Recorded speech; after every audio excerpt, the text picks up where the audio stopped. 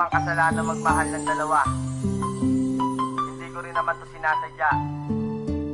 Kung pwede ko lamang ibalik ang panahon, sana hindi ko na ginawa yun. Kasalanan ba ng taong magmahal ng dalawa? Kasalanan rin ba nating magmahal ng iba? Bakit ba tayo ganito, hindi kontento sa isa? Meron nga bang pagkukulang upang humanap ng iba? Kaya ngayon pakinggan nyo ang daloy ng aking buhay tungkol sa dalawang babaeng minahal ko ng sabay. Inibig ko ng tunay, ito'y parehas at pantay, pero hiling ko lang naman sanay huwag kayong mag-away. Umpisa ang mga to nang ako ay napatambay. May nakita akong babae at siya sa'kin sumabay. Tinanong aking pangalan at kinuha aking number. Di ko sukat akalain puso niya sa'kin ay hyper. At sumapit na ang araw na maging magkasintahan, magkasama araw-araw at sabay pang maghapunan. Ngunit meron diskusyon na sa'min ay bumangga. Yun ay nabuntis ko siya kaso hindi pa ko handa. Kasalanan bang magmahal ng dalawa? Di ko naman sinasadya. Kung pwede lamang ibalik ang panahon, hindi ko gagawin yon.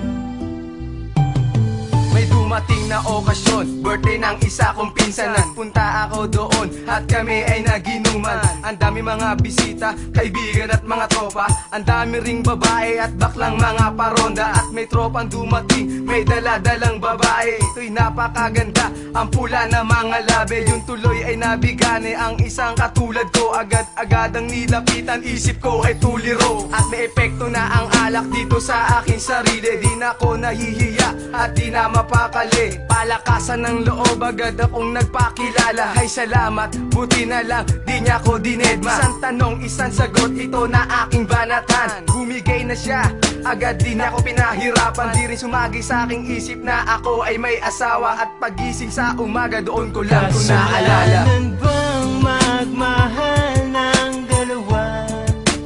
Di ko naman sinasadya. Kung pwede lamang ibalik ang panahon, hindi ko gagawin yon.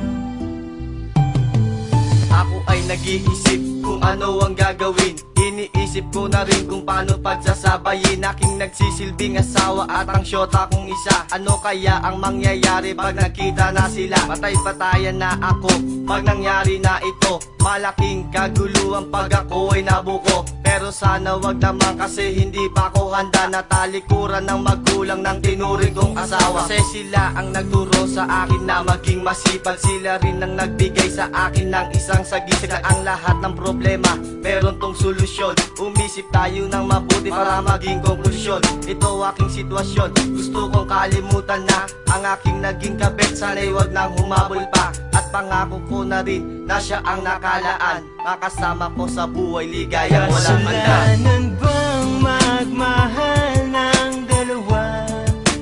Di ko naman sinasadya.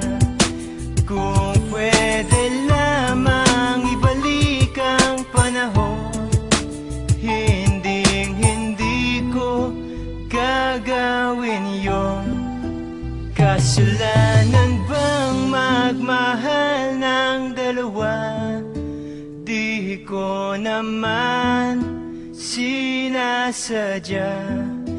Kung pwede lamang ibalik ang panahon, hindi ko gagawin yon.